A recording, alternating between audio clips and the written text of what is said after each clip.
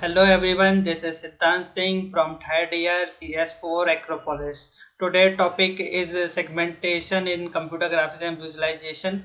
So firstly I will clarify what is segmentation. तो segmentation होता क्या है, तो ये बेसिकली एक फंडामेंटल प्रोसेस है ग्राफिक्स की कंप्यूटर ग्राफिक्स का, जिसमें इन्वॉल्व होता है पार्टीशन करते हैं किसी भी इमेज को मल्टीपल सेगमेंट में, और जो सेगमेंट होते हैं वो रिप्रेजेंट करते हैं object, surface area and images, जो कि अलाउ करता है हमें more focused analysis and process करने में।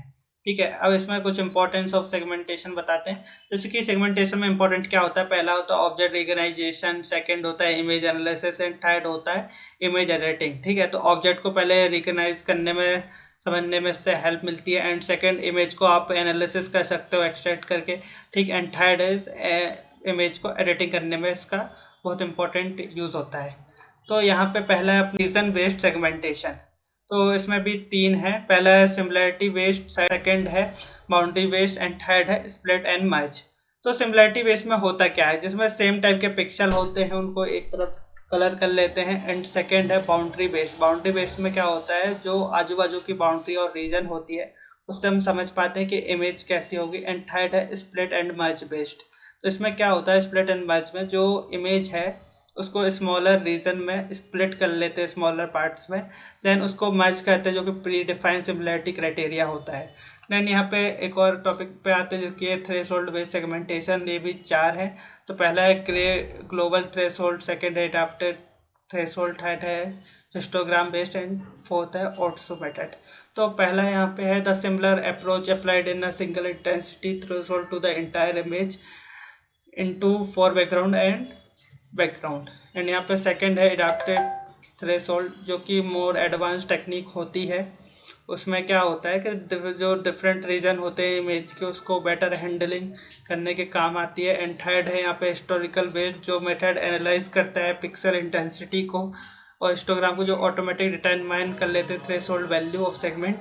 एंड यहाँ पे फोर्थ एल्गोरिथम है ऑटो मेथड। तो ये एल्गोरिथम फाइंड करती है थ्रेशोल्ड को, जो कि मिनिमाइज करती है class variance of the background pixel. ठीक है, अब यहाँ पे एक और टॉपिक अपना क्लस्टरिंग बेस्ड सेगमेंटेशन। तो क्लस्टरिंग बेस्ड सेगमेंटेशन में आते हैं तीन, पहला है फीचर, सेकंड है क्लस्टरिंग एल्गोरिथम एंड थर्ड है रीजन असाइनमेंट। अब फीचर एक्सटेंशन क्या है, तो सबसे पहले इसमें पहला स्टेप रहता है एक्सट्रैक्ट करना है इमेज को। ठीक है, कि उसका colour, texture and shape information कैसी है। देन सेकंड है क्लस्टरिंग एल्गोरिथम, उसमें एक्सट्रैक्ट करते हैं जो ग्रुप है उसके क्लस्टर को, उसमें यूज़ करता है एल्गोरिथम को के मीन्स शिफ्ट, और यहाँ पे एक और यूज़ करते हैं डीवी स्कैन। देन थर्ड है यहाँ पे region assignment, the final step होता है इसका असाइनमेंट का, जिसमें क्या होता है पिक्सल को करस्पॉन्डिंग क्लस्टर में रखते हैं, देन रिजल्टिंग जो इसकी रिजल्ट होती है वो सेगमेंट इमेज बनती है।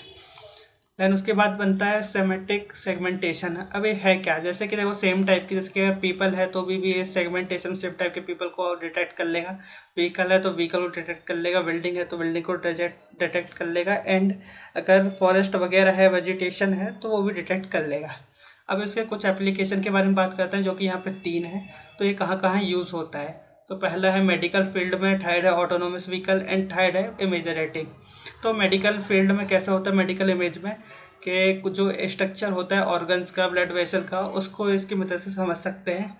एंड ऑटोनोमस व्हीकल में कैसे यूज़ होता है, ऑटो, जैसे कि आपने देखा होगा आजकल टेस्ला में सेल्फ ड्राइविंग रहता है, तो उसमें क्या करते हैं कि जो भी कार वगैरह होती है तो सेल्फ ड्राइव करती है, उसमें जो ऑब्जेक्ट वगैरह रहते हैं रोड पे उसको ऑटोमेटिक समझ लेता है ऑब्जेक्ट को और आराम से उसको नेविगेट कर पाता है। देन थर्ड यहाँ पे है इमेज एडिटिंग। तो इमेज एडिटिंग में क्या होता है कि कोई भी जो बैकग्राउंड में ऑब्जेक्ट रहता है उसको आप इजीली रिमूव कर सकते हैं इसकी मदद से। अब इसके कुछ चैलेंजेस हैं एंड फ्यूचर डायरेक्शन है जो फ्यूचर में काम आएंगे। ठीक है, तो पहला तो इसका आप समझ लीजिए कि जो एक्यूरेसी रहती है इसकी, ठीक, इम्प्रूव कर सकते हैं आप उससे।